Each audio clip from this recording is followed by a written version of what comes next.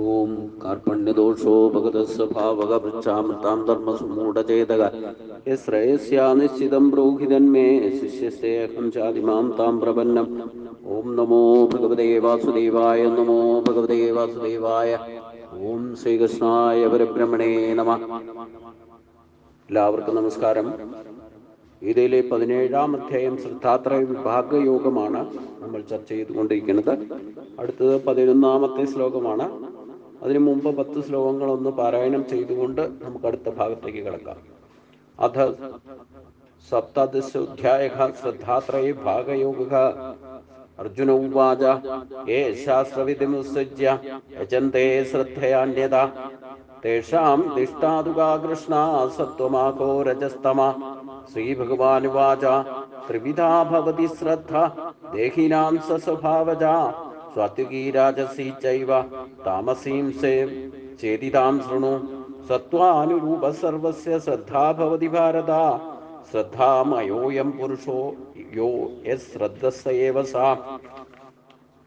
യജന്തെ സാത്വികാ ദേവാൻ യക്ഷരക്ഷാംസി രാജസ പ്രേതാം ഭൂതഗണാം ശന്യേ യജന്തെ തമസാ ജനാ. അശാസ്ത്രവിഹിതം ഘോരം ദഭ്യന്തെ തപോജനാ. ദംഭോഹങ്കാര സംയുക്ത കാമരാഗബലന്വിത കർഷയന്ത ശരീരസ്ഥം ഭൂതഗ്രാമവചേതസ. മാം ചൈവാന്ത ശരീരസ്ഥം താൻ വിദ്യാസുരനിശ്ചയൻ. ആഹാരസ്തവി സർവസ്യ ത്രിവിധോ ഭവതി പ്രിയ. യജ്ഞസ്തപ തഥാദാനം തേഷാം ഭേദമിമം ശൃണു. ആയുസ്സത്വബലാരോഗ്യ സുഖപ്രീതി വിവർധന സന്നിഗ്ധ സ്ഥിരാഹൃത്യാഹാര സത്വികപ്രിയ. കഡ്വാമ്ലവണ തൃഷ്ണ തീഷ്ണരൂഷവിദാഹിന ആഹാര രാജസേ ശ്രേഷ്ഠ ദുഃഖശോകമയപ്രദ. യാതയാമംഗതരസംഭൂതിപരീക്ഷിതം ചേത് ഉച്ഛിഷ്ടമപി ചാമേദ്യം ഭോജനം താമസപ്രിയം. ഇതുവരെയാണ് നമ്മൾ ഇന്നലെ ചിന്തിച്ചത്. ആ അഫലകാംക്ഷിഭിർയജ്ഞ വിധി ദൃഷ്ടോ യാ യുജ്യതേ എഷ്ടവ്യമം വേത്തി മനഃസമാധായ സാത്വിക. യജ്ഞം അനുഷ്ഠിക്കപ്പെടേണ്ടത് തന്നെ എന്ന് മനസ്സിനെ ഉറപ്പിച്ചിട്ട് ശാസ്ത്രവിഹിതമായ യാതൊരു യജ്ഞം ഫലത്തെ ഇച്ഛിക്കാത്തവരാൽ അനുഷ്ഠിക്കപ്പെടുന്നുവോ അത് സാത്വിക യജ്ഞം എന്ന പേരിൽ അറിയപ്പെടുന്നു. വിധി ദൃഷ്ട്വ എന്നൊരു കർത്തവ്യങ്ങളായ ശാസ്ത്രവിഹിതങ്ങൾ സ്വാർത്ഥഫലേച്ഛ ഇല്ലാതെ അനുഷ്ഠിച്ചാൽ അത് സാത്വിക യജ്ഞം എന്ന് പേര് പറയുന്നു. വിധിപ്രകാരമുള്ള യജ്ഞങ്ങൾ ചെയ്യുന്നത് ഫലേച്ഛ ഇല്ലാതെ ലോകസേവാർത്ഥമായിട്ട് ചെയ്യുന്ന കർമ്മങ്ങളെയാണ് യജ്ഞകർമ്മങ്ങൾ എന്ന് പറയുന്നത്. ഇപ്പൊ ആഹാരത്തെ പറ്റി പറഞ്ഞു. സാത്വിക സമയത്ത് എഴുന്നേക്കണം, സാത്വിക ആഹാരം കഴിക്കണം. ഇത് രണ്ടുമാണ് സ്വഭാവത്തിൽ പരിവർത്തനം ഉണ്ടാക്കാനുള്ള ആദ്യത്തെ സ്റ്റെപ്പ്. സാത്വിക സമയം എന്നുള്ളത് പറഞ്ഞു, സൂര്യോദയത്തിന് മുമ്പ് ബ്രഹ്മമുഹൂർത്തത്തിൽ എഴുന്നേൽക്കുക, ആ സമയത്ത് ഉറങ്ങാതിരിക്കുക. പിന്നെ ആഹാരം കഴിക്കുന്നതിൽ വളരെയധികം സാത്വിക ആഹാരം കഴിച്ച് സ്വഭാവത്തിൽ സാത്വികത വന്നാൽ മാത്രമേ നമുക്ക് ഈ കാര്യങ്ങൾ തന്നെ സാത്വിക യജ്ഞം ചെയ്യാൻ സാധിക്കും. അപ്പൊ സാത്വിക കർമ്മങ്ങളെ യജ്ഞതുല്യമായിട്ട് മാറ്റണം. അപ്പൊ ഈ ആഹാരത്തിന്റെ കാര്യം പറഞ്ഞു. ആഹാരം സാത്വികാഹാരം, രാജസാഹാരം, താമസാഹാരം, 3 തരത്തിലുള്ള ആഹാരമുണ്ട്.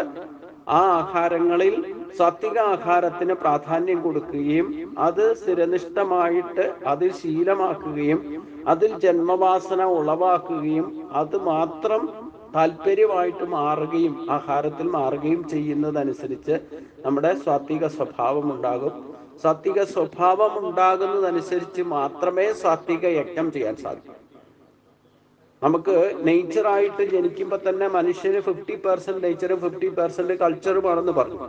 ഇതിൽ നേച്ചർ എന്ന് പറയുന്നത് ഈശ്വരന്റെ ശക്തിയും അതോടൊപ്പം തന്നെ 84 ലക്ഷം തരം ജീവജാലങ്ങളിലൂടെ പരിണാമങ്ങൾക്ക് വിധേയമായിട്ട് നമുക്ക് കിട്ടിയിട്ടുള്ള നേച്ചർ. അതായത് നമ്മുടെ ആത്മതലത്തിൽ ആത്മാവിനെ പോലും ബന്ധിച്ചു നിർത്തിയിരിക്കുന്നത് ഇന്ദ്രിയങ്ങളും മനസ്സുമാണെന്ന് പറഞ്ഞു. ആ മനസ്സ് ജനിതക രഹസ്യമായിട്ട് ഈ പറയുന്ന 84 ലക്ഷം തരം ജീവജാലങ്ങളുടെ കടന്നു വന്നിട്ടുള്ള നേച്ചർ ബോധം ഇല്ലെങ്കിൽ ആ ജന്മവാസനകളും കർമ്മവാസനകളും അതിൻ്റെ എസൻസും കൂടെ ഈശ്വരന്റെ ശക്തിയും കൂടെ ചേർന്നതാണ് 26 ഗുണങ്ങളുടെ 50% നമ്മുടെ സ്വഭാവം. ഇതാണ് നേച്ചർ എന്ന് പറയുന്നത്. ഇത് ജനിക്കുമ്പോൾ തന്നെ എല്ലാ മനുഷ്യനും തത്തുല്യമായിട്ട് കിട്ടിയിട്ടുണ്ടെന്നർത്ഥം. അപ്പൊ നമുക്ക് ജന്മനാൽ തന്നെ കുറച്ച് യജ്ഞഭാവനയുണ്ട്. കാരണം ഈ സസ്യലതാദി എന്തൊക്കെ സൃഷ്ടിക്കപ്പെട്ടിട്ടുണ്ടോ അതിലൊക്കെ ഗുണവും ദോഷവും ഉണ്ടെന്ന് പറഞ്ഞു. അപ്പൊ അതിന്റെ ഗുണങ്ങളിൽ അതിന്റെ നേച്ചറാണ് യജ്ഞഭാവനയിൽ നിലനിൽക്കുക എന്നുള്ളത്. അപ്പൊ നമ്മൾ മനഃപൂർവമായിട്ട് ഫലേച്ഛ ഇല്ലാതെ കർമ്മം ചെയ്തില്ലെങ്കിൽ തന്നെ 50% നേച്ചറിൽ തന്നെ നമുക്ക് യജ്ഞഭാവനയുണ്ട്.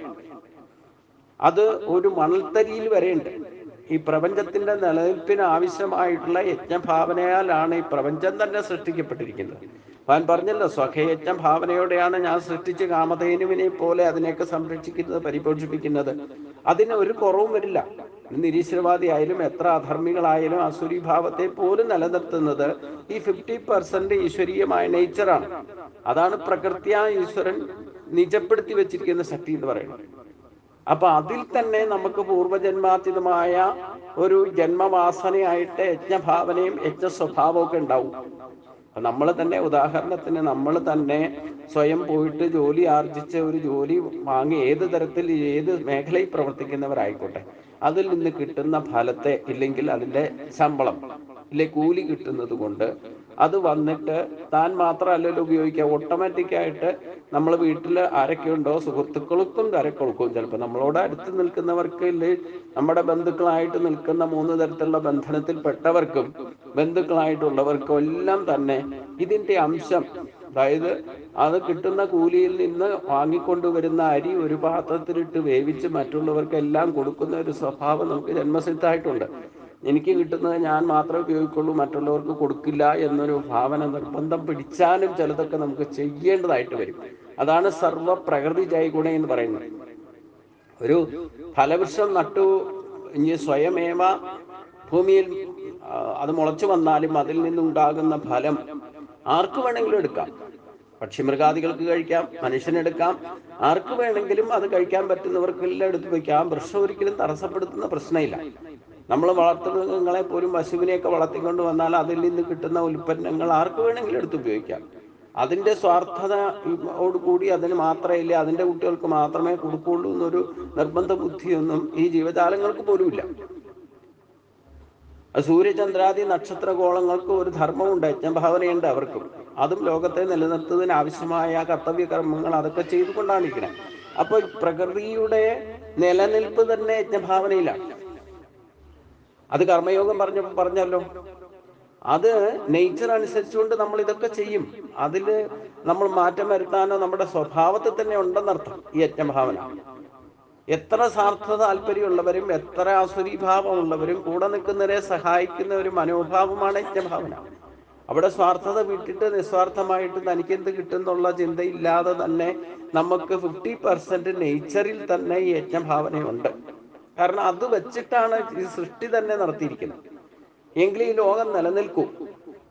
അതിൽ ദോഷം എന്ന് പറയുന്നതാണ് 100% നമ്മൾ ആ നേച്ചറിനെ, നമ്മുടെ സ്വഭാവത്തെ മറന്നിട്ട് സ്വാർത്ഥതയിലേക്ക് മാറുമ്പോഴാണ് അതിൻ്റെ ദോഷം പറയും. അപ്പോൾ 50% നേച്ചർ എന്ന് പറഞ്ഞാൽ ഈശ്വരശക്തിയും ഈ പ്രപഞ്ചത്തിന്റെ നിലനിൽക്കുന്ന ആവശ്യം എന്തൊക്കെ മാറ്റങ്ങൾ ഏതേത് കാലത്ത് സംഭവിച്ചാലും യജ്ഞഭാവനയ്ക്ക് യാതൊരു മാറ്റവും ഉണ്ടാവില്ല. അതെല്ലാം നേച്ചറായിട്ട് തന്നെ, പ്രകൃത്യാ തന്നെ എല്ലാവരുമുള്ള ഒരു യജ്ഞഭാവന നമുക്കുണ്ടെന്നർത്ഥം. അപ്പം ഇനി പറയുന്നത് സാത്വിക സ്വഭാവം ഉണ്ടാക്കിയെടുത്താൽ അവർക്കുണ്ടായിരിക്കേണ്ട യജ്ഞഭാവന എന്തായിരിക്കണം? ഭഗവാൻ പറഞ്ഞിട്ടുണ്ടല്ലോ, ഞാൻ എങ്ങനെയാണ് നിങ്ങളെ സൃഷ്ടിച്ച് പരിപാലിക്കുന്നത് അതേ ഭാവനയിൽ നിങ്ങളും പെരുമാറണം. അല്ലാതെ മറ്റൊരു സ്വഭാവം കാണിക്കാനല്ല ഭഗവാൻ പറഞ്ഞേക്കണം. ദേവാൻ ഭാവേതാൻ ഏനദേ ദേവ ഭാവേന്ദുവാഹ പരസ്പരം ഭാവേന്തക ശ്രേയ പരമവാപ്സ്യത. കർമ്മയോഗത്തിൽ പറഞ്ഞ സാത്വിക കർമ്മത്തിന്റെ ഏറ്റവും വലിയ മോട്ടിവേഷൻ ഭഗവാൻ നൽകുന്നത് ഇതാണ്. സഖയജ്ഞ പ്രജാസൃഷ്ട പുരോപാച പ്രജാപതി അനേന പ്രസവിത്വം യക്ഷപോസ്ത്രിഷ്ടകാമത്. അപ്പൊ ഞാൻ സഖയജ്ഞ ഭാവനയോടെ നിങ്ങളെയൊക്കെ സൃഷ്ടിച്ച് പരിപോഷിപ്പിക്കുന്നത് 50% നേച്ചർ നിജപ്പെടുത്തി യജ്ഞഭാവന ഞാൻ നിലനിർത്തിയിട്ടുണ്ട്. അത് തികച്ചും സാത്വിക യജ്ഞമാണ് ഭഗവാൻ ചെയ്യുന്നത്. അപ്പൊ അതുകൊണ്ട് അതേ ഭാവനയിൽ ദേവാൻ ഭാവയതാനേനതേ ഭാവയന്തുവാഹ എന്ന് പറഞ്ഞാൽ ഈ സഹയജ്ഞ ഭാവനയാൽ ഭഗവാൻ ചെയ്തിരിക്കുന്ന അതേ യജ്ഞഭാവന ഈ പ്രജകൾക്കും ഉണ്ടാകണം. അതിൽ മാറ്റം വരുത്താൻ പാടില്ല. അതെ, അതേ ഭാവനയിൽ തന്നെ നിങ്ങൾ പരിപോഷിപ്പിക്കപ്പെടൂ എന്നാ പറഞ്ഞിരിക്കണം. അതെങ്ങനെയാ? ഈ ദേവന്മാരെ പരിപോഷിപ്പിക്കുന്നു. അപ്പൊ ഈശ്വര പൂജ ചെയ്യണം, അത് മസ്റ്റാണ്. ഈശ്വര പൂജ എന്ന് പറയുന്നത് ദേവാൻ ഭാവയതാൻ ഏനതേ ദേവ ഭാവയന്തു വാഹ. മനുഷ്യന് പറ്റിയ ഏറ്റവും വലിയ വിഡ്ഢിത്തം, നമ്മൾ ഈ ഓരോ ക്ഷേത്രങ്ങൾ ഉണ്ടാക്കി വെച്ചിട്ട് അവിടെ ഒരു ദേവതാ സങ്കല്പത്തെ വെച്ച് അതാണ് ദേവൻ എന്ന് കരുതിയിട്ട് അതിലാണ് ദേവനെ പൂജിക്കുകയും അതിൽ തന്നെ സ്വാർത്ഥ താല്പര്യം, യജ്ഞഭാവനയില്ല ഭക്തിയിൽ പോലും. ഇവിടെ ദേവന്മാർ എന്ന് ഭഗവാൻ ഉദ്ദേശിച്ചത് ആകാശം, അഗ്നി, വായു, ജലം, പഞ്ചഭൂത ഘടകങ്ങളും. തൂണിലും തുരുമ്പിലും ഈശ്വരനെ കണ്ടിട്ട് അതിനെയൊക്കെ പൂജിക്കാനാ പറഞ്ഞത്, അതിനെയൊക്കെ പരിപോഷിപ്പിക്കുക. എന്ത് ചിന്തിച്ചാലും എന്ത് പറഞ്ഞാലും എന്ത് പ്രവർത്തിച്ചാലും അതിലൊക്കെ ഈശ്വര ഭാവന. ഈ യജ്ഞഭാവന കൊണ്ടുവരണം. പൂജയുടെ ഏറ്റവും വലിയ മഹത്വം യജ്ഞഭാവന. ലോകാ സമസ്താ സുഖിനോ ഭവന്തു. നമ്മളൊരു ക്ഷേത്രത്തിൽ പോയിട്ട് ആ ക്ഷേത്രത്തെ പോലും യജ്ഞഭാവനയിൽ വേണം വളർത്തിക്കൊണ്ടുവരാൻ, നിലനിർത്താൻ. ഒരു ക്ഷേത്രം ഉണ്ടാകുന്നത് തെറ്റാന്നല്ല പറഞ്ഞത്, ആ ക്ഷേത്രത്തിലെ ദേവനെയും പ്രപഞ്ചത്തിന്റെ ദേവനായിട്ട് കണക്കാക്കണം. ഏത് രൂപത്തിലോ ഭാവത്തിലോ നാമരൂപത്തിലോ എന്ത് തന്നെ ആയാലും വേണ്ടില്ല, അവിടെ തികച്ചും കർമ്മികൾക്കും പൂജാരിക്കും ഇല്ല നടത്തിപ്പുകാർക്കും യജ്ഞഭാവന പൂർണ്ണമായിട്ടുണ്ടാകണം. അപ്പോഴേ അതിന്റെ ഉദ്ദേശം ദേവാൻ ഭാവേ താൻ ഏനതേ ദേവ ഭാവേന്തുവാഹ എന്ന് പരസ്പരം ഭാവേന്തക. അത് ചെയ്യുന്നത് ചിന്തിക്കുന്നത് അവിടെ എന്തൊക്കെ നടക്കുന്നോ ചിന്തിക്കുന്നതും പറയുന്നതും പ്രവർത്തിക്കുന്നതും യത്കരോഷി യസ്നാശി യജ്ജുഘോഷി ദദാസി, ഏത് ആരാധനയായിക്കോട്ടെ ഏത് മതക്കാരുടെ ആയിക്കോട്ടെ അവിടെയൊക്കെ യജ്ഞഭാവന ഉണ്ടായിരിക്കണം. അത് സാത്വിക യജ്ഞഭാവന ഉണ്ടാകണം. അത് ശാസ്ത്രവിഹിത പ്രകാരം ആയിരിക്കണം. ശാസ്ത്രത്തെ അനുസരിക്കണമെന്ന് ഭഗവാൻ പറഞ്ഞല്ലോ 16-ാമത്തെ അധ്യായത്തില്.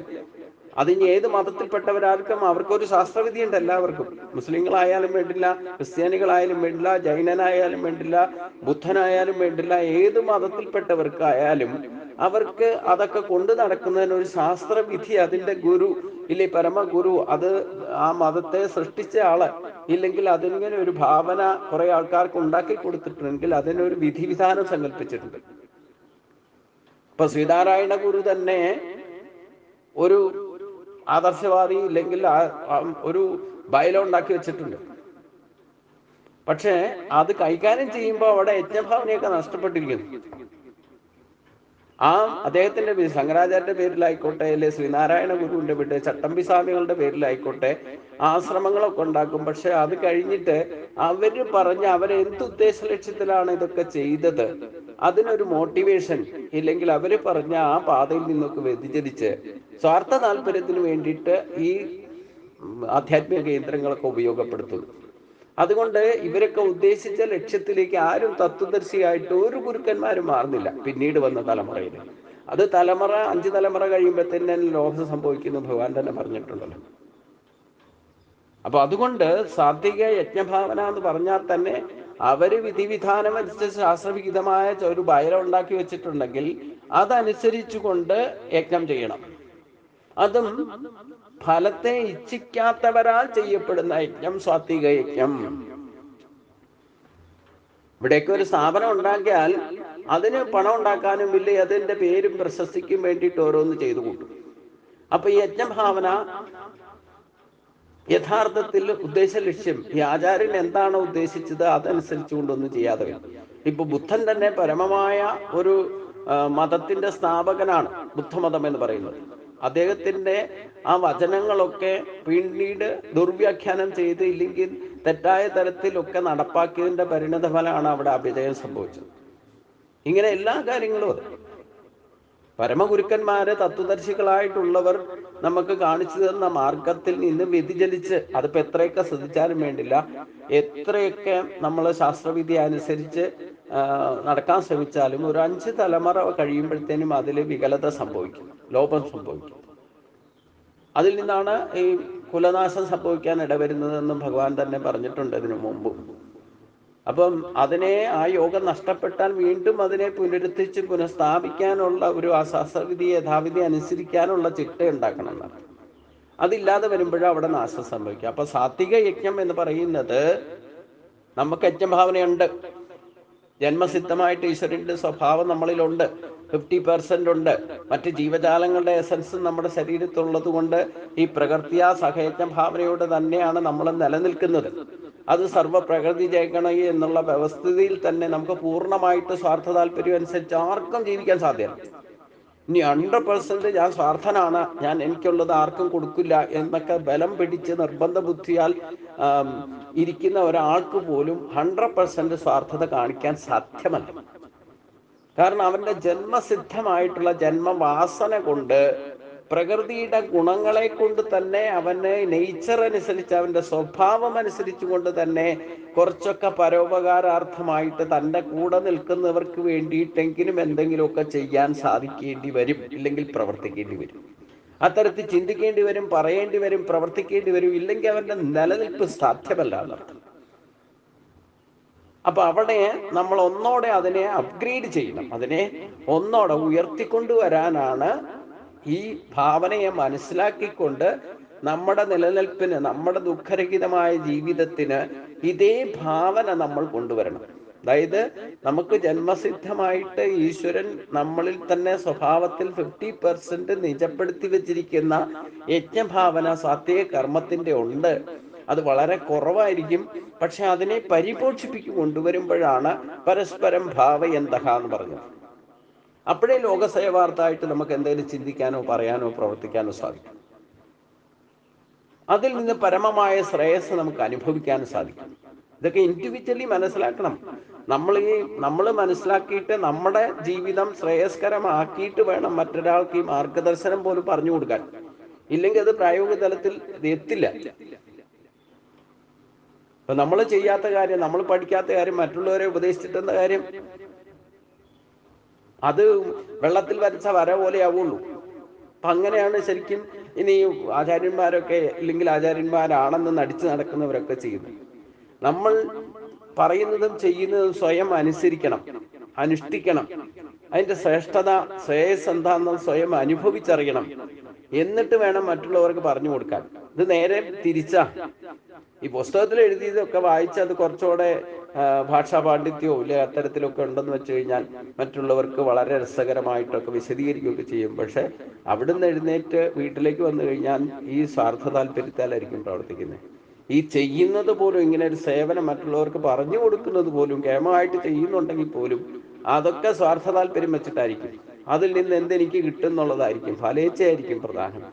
അതുകൊണ്ട് അത് യഥാർത്ഥ ലക്ഷ്യത്തിലേക്ക് എത്തുന്നില്ല എന്നാണ് ഇവിടെ പറഞ്ഞതിന്റെ. അപ്പൊ സ്വാത്വിക യജ്ഞം എന്ന് പറഞ്ഞാൽ ഫലത്തെ ഇച്ഛിക്കാത്തവരാൽ അനുഷ്ഠിക്കപ്പെടുന്ന യജ്ഞമാണ് സ്വാത്വിക യജ്ഞം. യജ്ഞകർമ്മം എന്ന് പറഞ്ഞാൽ തന്നെ ലോക നന്മയ്ക്കായിക്കൊണ്ട് സ്വാർത്ഥത ലേശം പോലും, ഞാനെന്ന ഭാവം പോലും ഇല്ലാതെ നമ്മൾ എന്ത് ചിന്തിച്ചാലും, എന്ത് പറഞ്ഞാലും, എന്ത് പ്രവർത്തിച്ചാലും അതൊക്കെ പരോപകാരാർത്ഥമായിരിക്കണം. ഈ ചെയ്യുന്ന കാര്യങ്ങൾക്ക് ഒരു കാരണവശാലും ഫലം ഇച്ഛിക്കാൻ പാടില്ല.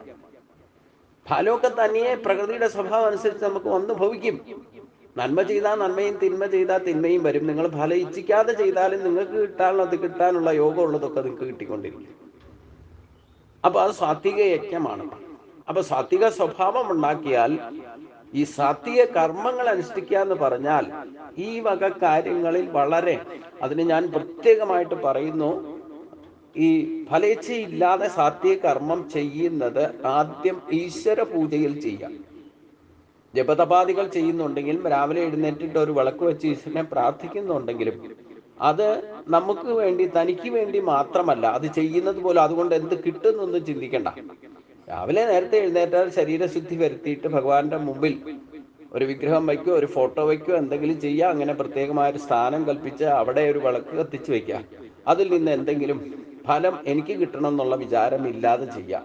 ഇനി അവിടെ ഇരുന്നിട്ട് കുറച്ചു നേരം നാമം ജപിക്കുന്നുണ്ടെങ്കിൽ, നാമസങ്കീർത്തനം ചെയ്യുന്നുണ്ടെങ്കിലും അവിടെയും പ്രാർത്ഥിക്കേണ്ടത് ഒറ്റ പ്രാർത്ഥന മതി. നിങ്ങൾ ഒന്നും വേണ്ട. ലോകാസമസ്താസുഖിനോ ഭവന്തു.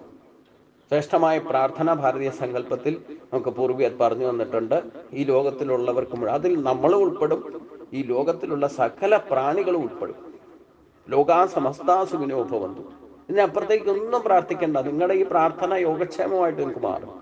അപ്പൊ അത് ആ ഈശ്വര കാര്യങ്ങളിൽ ഫലേച്ഛയില്ലാതെ നിങ്ങൾ സുദൃഢമായ ഒരു ആചാരം ഇല്ലെങ്കിൽ ഒരു നിത്യനൈമിത്യ കർമ്മങ്ങളിൽ പെടുത്തിക്കൊണ്ട് ഇത് ചെയ്യാൻ സാധിച്ചാൽ പിന്നെ ബാക്കിയുള്ള കർമ്മങ്ങളിലേക്ക് ഇത് സ്പ്രെഡാവും നിങ്ങളുടെ സ്വഭാവത്തിൽ. നിങ്ങൾ അടുക്കളയിൽ പോയിട്ട് ചായ കാപ്പി ഉണ്ടാക്കിയാലും പലഹാരം ഉണ്ടാക്കിയാലും മറ്റുള്ളവർക്ക് വേണ്ടി ഭക്ഷണം ഉണ്ടാക്കിയാലും എന്ത് ചെയ്താലും അതിലൊക്കെ ഈ തനിക്ക് വേണ്ടി മാത്രമല്ല മറ്റുള്ളവർക്ക് കൂടി ഇത് പ്രയോജനപ്പെടുത്തട്ടെ എന്ന താല്പര്യത്തോടു കൂടി ചെയ്യാൻ സാധിക്കും. ഇത് ഓട്ടോമാറ്റിക്കായിട്ട് പ്രകൃതിയാ തന്നെ നമുക്ക് ഈശ്വരന്റെ ഗുണമുള്ളത് കൊണ്ട് ഈ യജ്ഞഭാവന നമുക്ക് തന്നെ ഫ്രെഡാവും, യാതൊരു സംശയവുമില്ല. അവിടെയാണ് സന്തോഷം. ഭക്ഷണം കാണുമ്പോൾ തന്നെ സന്തോഷം ഉണ്ടാകണമെന്ന് പറഞ്ഞ പോലെ ഈ ഭക്ഷണ കാര്യങ്ങൾ ശ്രദ്ധിക്കും. നമ്മൾ പാചകം ചെയ്യുന്നത് പോലെ അതിനുള്ള സാധനങ്ങൾ വാങ്ങിക്കൊണ്ട് വരുന്നത് സന്തോഷത്തോടെ ആയിരിക്കണം. അതിന് വേണ്ടി ഭക്ഷണം ഒരുക്കുന്നത് സന്തോഷത്തോടെ ആയിരിക്കണം. അത് മറ്റുള്ളവർക്ക് വിളമ്പി കൊടുക്കുന്നത് സന്തോഷത്തോടെ ആയിരിക്കണം. കഴിക്കാൻ വന്നിരിക്കുന്നവർ അത് സന്തോഷത്തോടെ കഴിക്കുകയും വേണം. ഈ ടേബിളിന്റെ മുകളിൽ, ഡൈനിങ് ടേബിളിന്റെ മുമ്പിൽ ഇരുന്ന് ആരെ പറ്റിയും പരാതിയും കുറ്റവും പറയരുത്. അവിടെ ഭക്ഷണം കഴിക്കണേ അത് സാധറിഞ്ഞുകൊണ്ട് കഴിക്കണം എന്നുണ്ടെങ്കിൽ, ആസ്വദിച്ച് കഴിക്കണമെങ്കിൽ അത് മനസ്സ് താല്പര്യത്തോടെ ഇച്ഛാശക്തി ഉണർത്തിക്കൊണ്ട് എല്ലാവരും കൂടെ ഒന്നിച്ചിരുന്ന് ഭക്ഷണം കഴിക്കാൻ സാധിച്ചാൽ ഏറ്റവും നല്ലത്. അത് സാധിച്ചില്ലെങ്കിൽ തന്നെ വിളമ്പി കൊടുക്കുന്നത് സന്തോഷത്തോടെ വിളമ്പി കൊടുക്കുക, കഴിക്കുന്ന ആള് സന്തോഷത്തോടെ കഴിക്കുക. ഇതിൽ തന്നെ രജ്ഞഭാവന തന്നെ വരും. ഭക്ഷണം ഉണ്ടാക്കിയാൽ ഒരു തവി ചോറെങ്കിലും പുറത്തു കൊണ്ടുപോയി കാക്കയ്ക്കോ പട്ടിയോ പൂച്ചയോ എന്തെങ്കിലും കഴിച്ചോട്ടെ. ഇനി ഒറ്റയ്ക്കാ താമസിക്കുന്നുണ്ടെങ്കിലും അത് യജ്ഞഭാവനയാകും. നിങ്ങൾ ആർക്കെങ്കിലും കൊടുത്തു കഴിഞ്ഞാൽ തന്നെ അതിന്റെ ശിഷ്ടം ശിഷ്ടമായിട്ട് ഭവിക്കും, അമൃതായിട്ട് മാറും. ഇതാണ് യജ്ഞഭാവന എന്ന് പറയും. ഇതൊക്കെ ചെയ്യുന്നത് എന്തിനാ? എനിക്ക് എന്ത് കിട്ടും? ഞാനിപ്പോ ഞാൻ തന്നെ വേണം അടുക്കളയിൽ പോയിട്ട് ഈ ഭക്ഷണമൊക്കെ ഉണ്ടാക്കാൻ. അവിടെ മനസ്സ് മടിച്ചുകൊണ്ടോ മനസ്സ് വേദനിച്ചുകൊണ്ടോ സ്വാർത്ഥ താല്പര്യം പ്രകടമായാൽ അത് യജ്ഞഭാവനയാവില്ല. ഇതൊക്കെ ഞാൻ തന്നെ ചെയ്യണം, മറ്റാരും എന്നെ സഹായിക്കാൻ പോലും ഇല്ല. ഇനി ഒറ്റയ്ക്കാ ചെയ്യണമെന്നുണ്ടെങ്കിൽ മറ്റാരും സഹായിച്ചില്ലേലും വേണ്ടില്ല, അവിടെ വ്യക്തിപരമായിട്ട് അതിൽ യജ്ഞഭാവന കൊണ്ടുവരണം. അതുകൊണ്ട് എനിക്ക് എന്ത് കിട്ടും എന്നൊന്നും ചിന്തിക്കണ്ട, മറ്റുള്ളവർ എന്ത് കരുതും ഇതും ചിന്തിക്കണ്ട. അവിടെയൊക്കെ ഫലേച്ഛയെ വരിക. ഞാൻ ഉണ്ടാക്കി വെക്കുന്ന ഭക്ഷണത്തിന് സ്വാദം ഉണ്ടാവുമോ, അവരെന്താ പറയുക, ഇതൊക്കെ ചിന്തിക്കാൻ പോയി കഴിഞ്ഞാൽ ഫലേച്ഛയായി. നമ്മൾ ചെയ്യാനുള്ളത് ആത്മാർത്ഥയുടെ ഇച്ഛാശക്തിയെ ഉണർത്തിക്കൊണ്ട് കർമ്മണ്യേവാധികാരസ്ഥേ മാ ഫലേഷു കഥാചന മാ കർമ്മ ഫലഹേതുർക്കും അതേ സങ്കോസ്ത കർമ്മണി എന്നൊക്കെ ഭഗവാൻ പറഞ്ഞു തന്നിട്ടുണ്ടല്ലോ. അപ്പൊ ആദ്യത്തെ യജ്ഞഭാവന ഈശ്വര പൂജയ്ക്ക് കൊണ്ടുവരിക, പിന്നെ ബാക്കിയൊക്കെ ഉള്ളതൊക്കെ നേരെ ആയിക്കോളും, തന്നെ നേരെ ആയിക്കോളും. ഈ ഗീതൊന്നും പഠിച്ചില്ലെങ്കിൽ തന്നെ നിങ്ങളുടെ സ്വഭാവം ശുദ്ധീകരിക്കപ്പെടും. അത് പഠിക്കുകയും ചെയ്താലോ തന്നെ യജ്ഞഭാവന വരും. ഇങ്ങനെയൊക്കെയാണ് നമ്മളെ ജീവിതം സമ്പുഷ്ടമാക്കാൻ ശ്രമിക്കേണ്ടത്. അല്ലാതെ കണ്ടതിന്റെയും കേട്ടതിന്റെയും പിന്നാലെ അതിന്റെ കാര്യകാരണം ഗുണദോഷങ്ങൾ തിരിച്ചറിയാതെ വരക്കം പാഞ്ഞ് ജീവിതം പ്രാരാബ്ധമാക്കി മാറ്റി ഒരിക്കലും ഇരിക്കുന്നിടത്തും കിടക്കുന്നിടത്തും നടക്കുന്നിടത്തും സമാധാനമില്ലാതെ പരിഭ്രാന്തരായിട്ട് നെട്ടോട്ട് ഓടിക്കൊണ്ടിരിക്കുക. എന്തിനാന്ന് ചോദിച്ചു കഴിഞ്ഞാൽ അതറിയില്ല. ഒരു കാര്യം ഉറപ്പാണല്ലോ, ഈ സൃഷ്ടിക്കപ്പെട്ടതിനെല്ലാം പരിണാമങ്ങൾക്ക് വിധേയമാണ്. ഒരിക്കലും ഒരേപോലെ നിങ്ങൾക്ക് കണ്ടിന്യൂവേഷൻ കിട്ടില്ല, എന്തു കാര്യത്തിലും കിട്ടില്ല. ഇന്നലത്തെ പോലെ ആയിരിക്കില്ല ഇന്നത്തെ പോലെ ആയിരിക്കില്ല നാളെ. കാരണം ഈ പ്രപഞ്ച സൃഷ്ടിയുടെ ഏറ്റവും വലിയ രഹസ്യം ഇത് പരിണാമങ്ങൾക്ക് വിധേയമാണ്. നമ്മൾ തന്നെ ജനിച്ചിട്ട് ശരീരത്തിനും നമ്മുടെ ചിന്തകൾക്കും വാക്കുകൾക്കും പ്രവൃത്തികൾക്കും ഒക്കെ നിരന്തരം ചലനാത്മകമായിരിക്കുന്ന ബ്രഹ്മതത്വത്തിന് പരിണാമങ്ങൾക്ക് വിധേയമാണ്. എത്രയൊക്കെ എന്തൊക്കെ പരിണാമങ്ങൾ ഉണ്ടായാലും അതിൻ്റെ അടിസ്ഥാന തത്വത്തിന് യാതൊരു മാറ്റവും ഉണ്ടാകില്ല. അത് സ്ഥിരനിഷ്ഠമായിട്ട് നിൽക്കുന്നതാണ്. അത് അഞ്ചഞ്ചലമായിട്ട് നിന്നുകൊണ്ടാണ് ഈ ചലനാത്മക ഭാവത്തിലേക്ക് മായാപ്രപഞ്ചത്തിലേക്ക് കടന്നു കഴിഞ്ഞാൽ അത് നിരന്തരം പരിണാമങ്ങൾക്ക് വിധേയമാണ്. ഈ കൽപ്പാന്തകാലം കഴിയുന്നത് വരെ ഇതിങ്ങനെ ചലിച്ചുകൊണ്ടേയിരിക്കും. സമയക്രമം അനുസരിച്ചുകൊണ്ടുള്ള മാറ്റങ്ങൾ സംഭവിച്ചുകൊണ്ടേയിരിക്കും. ഓരോ നിമിഷവും മാറ്റങ്ങൾ സംഭവിച്ചുകൊണ്ടായിരിക്കണം. ഇതിലൊന്നും ഇന്റർഫെയർ ചെയ്യാൻ ആർക്കും സാധ്യമല്ല, ഒരു ടെക്നോളജിക്കും സാധ്യമല്ല. അപ്പൊ നമുക്ക് ചെയ്യാൻ കരണീയമായിട്ടുള്ള കാര്യങ്ങളാണ് പറയുന്നത്. നമ്മൾ ജനിച്ച് ഈ ശരീരത്തോടു കൂടി ഇരിക്കുന്ന ജീവനോടെ ഇരിക്കുന്ന സമയത്ത് നമ്മൾ എന്തെങ്കിലുമൊക്കെ പ്രകൃത്യാ കർമ്മങ്ങൾ ചെയ്യാതിരിക്കാൻ സാധ്യമല്ല. അത് പ്രകൃതിയുടെ സ്വഭാവം തന്നെയാണ്. അതിലൊക്കെ ശരീരത്തിനോ അല്ലെ ബാക്കിയുള്ള കാര്യത്തിനോ പ്രകൃത്യാ നടക്കുന്ന മാറ്റങ്ങളൊക്കെ കർമ്മങ്ങൾക്ക് വിധേയമായി നടന്നുകൊണ്ടേയിരിക്കും. അത് സർവ പ്രകൃതി ജൈഗുണ എന്നുള്ള ഭാവത്തിൽ നടക്കും. ഇനി നമ്മൾ 50% നമ്മുടെ സ്വഭാവം കൊണ്ട കർമ്മം ചെയ്യേണ്ടത്, മനുഷ്യന് പ്രത്യേകിച്ച്.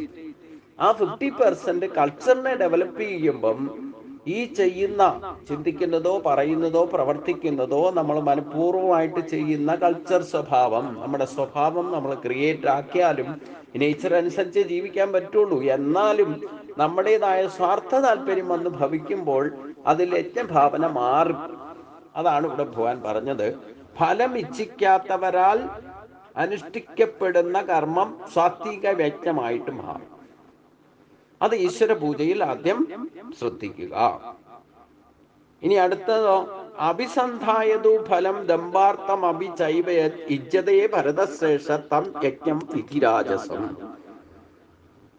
ഇനി എന്താണ് സാത്വിക യജ്ഞം എന്ന് പറഞ്ഞു. ഇനി രാജസ യജ്ഞം ഏത് വകുപ്പിൽപ്പെടും? ഫലത്തെ ഉദ്ദേശിച്ചോ ഡംബ് കാണിക്കാൻ വേണ്ടിയോ യജ്ഞം ചെയ്യപ്പെടുന്നവെങ്കിൽ ആ യജ്ഞം രജോ ഗുണപ്രധാനമാണെന്ന് പറയാം. ദമ്പാർത്ഥം, അതായത് കേമത്തം പ്രകടിപ്പിക്കാൻ വേണ്ടിയിട്ട്, പൊങ്ങച്ചത്തിന് വേണ്ടിയും ചെയ്യുന്നതൊക്കെ ദമ്പാർത്ഥം എന്ന് വിശേഷിക്കപ്പെടുന്നു. അതായത് പ്രത്യക്ഷമായിട്ടോ പരോക്ഷമായിട്ടോ ഫലേച്ഛയോടുകൂടി ഏതൊരു യജ്ഞം നടത്തപ്പെടുന്നുവോ അത് രാജസയജ്ഞം എന്ന് പറയും. മനുഷ്യൻ പൊതുവെ യജ്ഞങ്ങൾ എന്തെങ്കിലും ചെയ്യുന്നുണ്ടെങ്കിൽ ഈ വകുപ്പിലേ പെടും. അത് ക്ഷേത്രത്തിന്റെ കെയർ ഓഫിലോ ഒരു ചാരിറ്റി പ്രവർത്തനം നടത്തിയാലോ, ഇല്ലെങ്കിൽ ഒരു ക്ഷേത്രത്തിന്റെ സങ്കല്പത്തിലോ സത്സംഗം നടത്തിയാലോ അന്നദാനം നടത്തിയാലോ, എന്തൊക്കെ യജ്ഞഭാവനയിൽ നമുക്ക് സ്വാർത്ഥ താല്പര്യമാണ് മനുഷ്യന് കൂടുതലുള്ളത്. ഇനി അത് കുറച്ച് വിപുലമായിട്ട് കുറച്ച് യജ്ഞഭാവനയിൽ ഭക്തിയുള്ളവർ ചെയ്താൽ പോലും അവിടെ തന്റെ കേമത്വം കാണാനും എൻ്റെ പേരിനും പ്രശസ്തിക്കും വേണ്ടി അവർ നാമരൂപങ്ങൾക്ക് പ്രാധാന്യം കൊടുത്തുകൊണ്ട് അതായത് പ്രത്യക്ഷമായിട്ടോ പരോക്ഷമായിട്ടോ ഫലേച്ഛയോ തന്റെ കേമത്വം കാണിക്കാമെനോ പേരിനോ പ്രശസ്തിക്കോ വേണ്ടിയിട്ടോ എന്തൊക്കെ യജ്ഞങ്ങൾ നടത്തിയാലും ആ യജ്ഞങ്ങളെല്ലാം രാജസ യജ്ഞത്തിന്റെ വകുപ്പിലേ പെടും. മനുഷ്യൻ 99% യജ്ഞഭാവനയിൽ പ്രവർത്തിക്കുന്നുണ്ടെങ്കിൽ ഈ രാജസ യജ്ഞഭാവനയോടെയാണ് പ്രവർത്തിക്കുക. കാരണം നമ്മുടെ സ്വഭാവം രജോ ഗുണാത്മകമാണ്. മനുഷ്യഗണം പൊതുവെ തന്നെ രജോ ഗുണാത്മകമാണ്. അതുകൊണ്ടാണ് നമുക്ക് എന്ത് കാര്യത്തിനും വേണ്ടില്ല എനിക്കെന്ത് കിട്ടും, അതുകൊണ്ട് ഇപ്പൊ എന്താ കാര്യം എന്നൊക്കെയാണ്. ഇനി ഭക്തിമാർഗത്തിലേക്ക് വന്നാൽ തന്നെ ഈശ്വര സാക്ഷാത്കാരം, മോക്ഷം വേണം എന്നുള്ള ഇച്ഛ ഏതെങ്കിലും അവിശ്വസിദ്ധിക്കായിക്കൊണ്ട് നമ്മൾ പ്രാർത്ഥനാ ബലത്താൽ ഈശ്വരനെ പൂജിക്കുന്നുണ്ടെങ്കിൽ അതൊക്കെ രജോ ഗുണ വകുപ്പിലേ പെടൂ. ഒരു ക്ഷേത്ര ദർശനം നടത്തിയാൽ എന്ത് കിട്ടും? പുഷ്പാഞ്ജലി കഴിക്കുന്നത് എന്തിനാ? ഇങ്ങനെ വഴിപാടിനങ്ങൾ എന്തൊക്കെ കഴിച്ചാലും എന്തൊക്കെ പ്രാർത്ഥനാ ബലത്താൽ അഭിഷസിദ്ധിക്കായിട്ട് ചെയ്താൽ ഈശ്വര പൂജ പോലും രജോ ഗുണഭാവത്തിലുള്ള യജ്ഞമായിട്ട് മാറും. അപ്പൊ ഈശ്വരനെ പൂജിക്കുന്നതോ ഈശ്വരന്റെ പേരിൽ എന്തെങ്കിലും നിങ്ങൾ സംഭാവന നൽകുന്നുണ്ടെങ്കിലോ, ഇല്ലെങ്കിൽ എന്തെങ്കിലും പുനരുദ്ധാരണ നവീകരണ പ്രവർത്തനങ്ങൾ ക്ഷേത്രങ്ങളിൽ ഏർപ്പെട്ടാലും, ഒരു അന്നദാനം നടത്തിയാലും, ഒരു സത്സംഗം നടത്തിയാലും, ഒരു സപ്താഹം നടത്തിയാലും, ഒരു ദിവസത്തെ പൂജ നടത്തിയാലും, ഒരു യജ്ഞം യാഗം പൂജകള് വേദവൈദിക കർമ്മങ്ങൾ നടത്തിയാലും, അതിൽ കോൺട്രിബ്യൂട്ട് ചെയ്താലും അവിടെയൊക്കെ ഫലേച്ഛയുണ്ടോ? അത് രാജസയജ്ഞമായിട്ട് മാറും. അപ്പൊ ഈശ്വര കാര്യങ്ങളിൽ പോലും പ്രത്യക്ഷമായിട്ടോ ജപിക്കുന്നതോ ജപതപാദികൾ ചെയ്യുന്നുണ്ടോ, ഒരു വിളക്ക് കത്തിക്കുന്നുണ്ടോ, ഇതിനൊക്കെ പ്രത്യക്ഷമായിട്ടോ പരോക്ഷമായിട്ടോ ഫലേച്ഛ വന്നാൽ വകുപ്പ് മാറും. അതാണ് ഇവിടെ ഭഗവാൻ വ്യക്തമാക്കുന്നത്. നമ്മൾ സാത്വിക സ്വഭാവം ഉണ്ടാക്കണം, സാത്വിക ആഹാരം കഴിക്കണം, സാത്വിക സമയത്ത് എഴുന്നേക്കണം, സാത്വിക യജ്ഞം ചെയ്യണം. അതാണ് ലക്ഷ്യം. ഇത് എന്തിനാ വേർതിരിച്ച് പറയുന്നത്? തമ്മിലുള്ള വ്യത്യാസം മനസ്സിലാക്കണം. ഈശ്വര സാക്ഷാത്കാരം നേടണോ? സാത്വിക യജ്ഞം ചെയ്യണം, സാത്വിക കർമ്മങ്ങൾ അനുഷ്ഠിക്കണം, സാത്വിക സ്വഭാവം ഉണ്ടാക്കണം, സാത്വിക ആഹാരം കഴിക്കണം, സാത്വിക കർമ്മങ്ങളിൽ നിത്യനൈമിത്യ കർമ്മങ്ങളിൽ അധിഷ്ഠിതമായിരിക്കണം. അതൊക്കെ ഫലേച്ഛ ഇല്ലാതെ ഞാനെന്ന കേമത്വം കാണിക്കാതെ ചെയ്താൽ അത് സാത്വിക യജ്ഞമായിട്ട് മാറും. നിങ്ങളിപ്പോ ഒരു അന്നദാനം നടത്തിയാൽ പോലും അത് എൻ്റെ പേരും പ്രശസ്തിയും വേണം, എൻ്റെ പേര് എഴുതി വെക്കണം എന്നൊക്കെ പറഞ്ഞ് ചെയ്താൽ, ഇല്ലെങ്കിൽ ആ ഒരു ഭാവനയിൽ ചെയ്താൽ തന്നെ വകുപ്പ് മാറും. ഇനി അതിലും അപകടം പിടിച്ചതാണ് വിധിഹീനം അസൃഷ്ടാനം മന്ത്രഹീന അദക്ഷിണം ശ്രദ്ധാവിരഹിതം യജ്ഞം താമസം പരിചക്ഷതേ. വിധിഹീനം അസൃഷ്ടാനം മന്ത്രഹീനം അദക്ഷിണം ശ്രദ്ധാവിരഹിതം യജ്ഞം താമസം പരിചക്ഷതേ. വിധിപ്രകാരമല്ലാതെയും അന്നദാനം കൂടാതെയും മന്ത്രഹീനമായും ദക്ഷിണ കൂടാതെയും വിശ്വാസശൂന്യമായിട്ട് ചെയ്യപ്പെടുന്ന യജ്ഞം തമോ ഗുണപ്രധാനമാണെന്ന് പറയപ്പെടുന്നു. ഇവിടെ വാക്കുകളുടെ കേവലം സങ്കുചിതമായ അർത്ഥം തന്നെ സ്വീകരിച്ചു കൊള്ളണമെന്നില്ല. വേണ്ട വിധത്തിൽ അല്ലാതെയും ഭൂതോദയമില്ല കൂടാതെയും വെറും കാട്ടിക്കൂട്ടലായിട്ട് എന്ത് ചെയ്താലും അത് തമോ ഗുണമയമായിരിക്കും. അപ്പൊ തമോ ഗുണത്താൽ ചെയ്യപ്പെടുന്ന വിധിഹീനമസൃഷ്ടാനം മന്ത്രഹീനം, അതായത് ശാസ്ത്രവിധി പ്രകാരം അല്ലാതെ ചെയ്യുക, അന്നദാനം ഇല്ലാതെ ചെയ്യുക, മന്ത്രം വേണ്ട വിധത്തിൽ ഇല്ലാതെ ചെയ്യുക, ദക്ഷിണ ഇല്ലാതെ ചെയ്യുക, ശ്രദ്ധാവിരഹിതം യജ്ഞം ശ്രദ്ധയില്ലാതെ ചെയ്യുക, ഇതൊക്കെ താമസമാണെന്ന് താമസയജ്ഞം എന്ന വകുപ്പിൽപ്പെടും. വിധിഹീനം എന്ന് പറഞ്ഞാൽ ശാസ്ത്രത്തെ യഥാവിധി മനസ്സിലാക്കി ശാസ്ത്രവിധി പ്രകാരം ആചാരാനുഷ്ഠാനങ്ങളെ, ശാസ്ത്രമാണ് പ്രമാണം, അതനുസരിച്ചുകൊണ്ട് ചെയ്യണമെന്ന് ഭഗവാൻ തന്നെ കഴിഞ്ഞ അധ്യായത്തിൽ പറഞ്ഞിട്ടുണ്ട്. അപ്പം അത് ശാസ്ത്രത്തെ യഥാവിധി മനസ്സിലാക്കാതെ എന്തെങ്കിലുമൊക്കെ കാട്ടിക്കൂട്ടുക. പിന്നെ അന്നദാനം വിധിപ്രകാരം എന്ന് പറയുന്നത് എന്താ? ചില സ്ഥലത്തൊക്കെ അന്നദാനം നടക്കുന്ന സമയത്ത് നമ്മൾ അവിടെ പോയി കഴിക്കാനിരുന്നാൽ അറിയാം, വിളമ്പുന്ന കണ്ടാൽ തന്നെ കഴിക്കാൻ നമ്മുടെ മനസ്സിന്റെ സംതൃപ്തി പോകും. ഗുരുവായൂരടക്കം അതെ, വേണമെങ്കിൽ കഴിച്ചോളാനുള്ള ഭാവത്തിലാണ് വിളമ്പുന്നത്. അത് വിധിപ്രകാരമുള്ള ഒരു അന്നദാനമല്ല.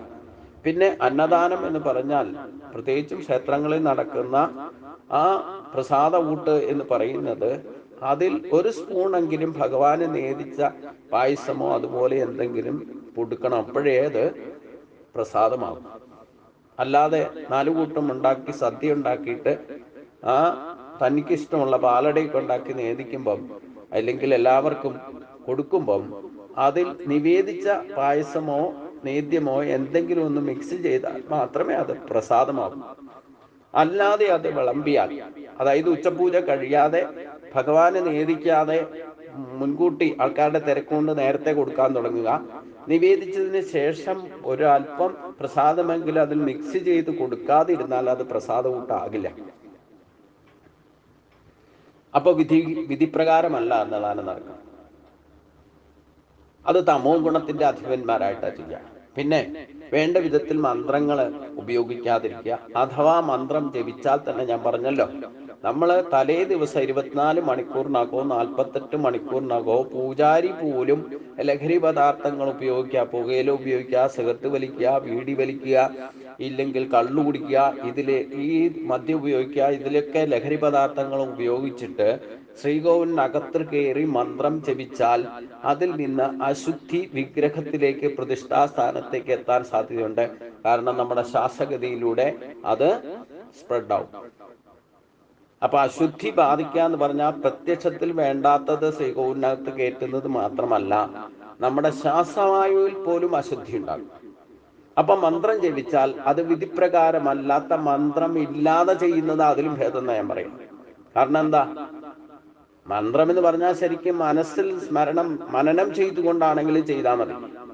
പക്ഷേ അത് ഉറക്ക ജപിച്ചാൽ, സഹസ്രനാമം ഉറക്ക ജപിക്കുമ്പം വേണ്ട വിധത്തിൽ അല്ലാതെ എന്ന് പറയേണ്ടി വരും, ഈ മന്ത്രഹീനം എന്ന് പറയുന്നത്. പിന്നെ ഒരാളെ വിളിച്ചൊരു കർമ്മം ചെയ്യിച്ചാൽ ദക്ഷിണ കൊടുക്കണം. അത് പണ്ട് മുതലേ ഉള്ള നമ്മളൊരു പുഷ്പാഞ്ജലി കഴിച്ചാൽ പോലും അത് കൈക്കൂലിയല്ല. നമുക്ക് പ്രസാദം തരുന്ന സമയത്ത് നമ്മുടെ ഇഷ്ടത്തിന് ഫലേച്ഛ ഇല്ലാതെ തന്നെ സമർപ്പിക്കപ്പെടുന്ന, ഈശ്വരന്റെ നാമത്തിൽ സമർപ്പിക്കപ്പെടുന്ന എന്ത് തന്നെയായാലും. പിന്നെ ദക്ഷിണ എന്ന് പറയുമ്പം കൊട്ട നിറച്ചു കൊടുക്കുക എന്നോ ഇല്ലെങ്കിൽ കണക്ക് പറഞ്ഞ് മേടിക്കുക എന്നോ ഉള്ളതല്ല അർത്ഥം. 1 രൂപയും 1 അടക്കയും 1 വെറ്റിലയും വച്ചാൽ അത് ദക്ഷിണയായി. അത് ചടങ്ങ് പ്രകാരം ശാസ്ത്രവിധി പ്രകാരം ചെയ്യാതെയാണ് കർമ്മം ചെയ്യുന്നതെങ്കിൽ അത് വിധിഹീനം, മന്ത്രഹീനം, ദക്ഷിണം. ഹേമമായിട്ട് പൂജയൊക്കെ നടത്തിയിട്ട് ദക്ഷിണ ഇല്ലാതെ വിട്ടാൽ അതിന്റെ യഥാർത്ഥ ഫലം കർമ്മിക്ക്, ഇല്ലെങ്കിൽ ആരാണോ ചെയ്യിപ്പിച്ചത് അവർക്ക് ലഭിക്കാതെ പോകും. അതിന്റെ ഫലം മുഴുവൻ ദക്ഷിണ വാങ്ങാതെ ഒരു ബ്രാഹ്മണനെ പറഞ്ഞു വിട്ടാൽ അവർക്ക് കൊടുക്കുന്നത് ഇല്ലെങ്കിൽ അവർക്ക് കിട്ടേണ്ടതായിട്ടുള്ള ഫലം ഇല്ലെങ്കിൽ പൂജ ചെയ്യിപ്പിക്കുന്ന ആൾക്ക് യഥാർത്ഥ ഫലം ലഭിക്കണമെന്നുണ്ടെങ്കിൽ ആ ബ്രാഹ്മണനെ ആദരിക്കണം, ചെയ്തയാളെ ആദരിക്കണം. അപ്പൊ അതിന് ഇന്നത് വേണമെന്നോ അതിന് കണക്ക് പറഞ്ഞ് മേടിക്കാതിരിക്കുക എന്നുള്ളത് ബ്രാഹ്മണന്റെ ധർമ്മമാണ്. കണക്കില്ലാതെ കൊടുക്കുക എന്നുള്ളത് കർമ്മിയുടെ കർമ്മമാണ്. അവര് ഫല ഇച്ഛയില്ലാതെ, നമ്മളിപ്പോ ഒരു കൂലിക്ക് ഒരാളെ വിളിച്ചാൽ തന്നെ നമ്മൾ കൂലി കൊടുക്കണമല്ലോ. ഒരു പണിയെടുപ്പിക്കാൻ വേണ്ടിയിട്ട് ഒരാൾ വിളിച്ചാൽ അവർക്ക് കൂലി കൊടുക്കണം. അവർ കൂലി പറഞ്ഞിട്ടാണ് ഫലേച്ഛയോടു കൂടിയാണ് ചെയ്യുന്നതെങ്കിൽ അത് കഴിയുമ്പോൾ നിങ്ങൾ പറഞ്ഞ കൂലി കൊടുത്താൽ മതി. ഇനി യജ്ഞഭാവനയിൽ കർമ്മം ചെയ്യാന്ന് പറഞ്ഞു കഴിഞ്ഞാൽ ആ വരുന്നയാൾ ആത്മാർത്ഥമായിട്ട് പണിയെടുത്ത് നിങ്ങൾ പ്രതീക്ഷിച്ചതിലും നന്നായിട്ട് ആ വർക്ക് കംപ്ലീറ്റ് ആയിന്നുണ്ടെങ്കിൽ അവർ പറഞ്ഞില്ലെങ്കിൽ അവർക്ക് കൊടുക്കാൻ ഉദ്ദേശിച്ചിരിക്കുന്ന കൂലിയേക്കാൾ 10 രൂപ കൂടുതൽ കൊടുക്കുന്നു. മാത്രമല്ല, ഇങ്ങനെ ഒരു ഏതെങ്കിലും ആവശ്യം വന്നാലും ആ വ്യക്തിയെ തന്നെ, ആ പണിക്കാരനെ തന്നെ നിങ്ങൾ വിളിക്കാനോടെ വരും. ഇതേപോലെയാണ് യജ്ഞകർമ്മങ്ങൾ, ദൈവിക കാര്യങ്ങൾ ചെയ്യിപ്പിക്കും, വേദവൈദിക കർമ്മങ്ങൾ ചെയ്യിപ്പിക്കുമ്പോഴും ഒരു ബ്രാഹ്മണനെ വിളിച്ച് ഫലേച്ഛയില്ലാതെ ചെയ്യുന്ന ഒരു കർമ്മിക്ക് നമ്മൾ അവർ പോലും പ്രതീക്ഷിക്കാത്തതെങ്കിലും കൊടുത്താൽ അവർ സംതൃപ്തരായിട്ട് പോകണം എന്നുള്ളതാണ് ഉദ്ദേശം.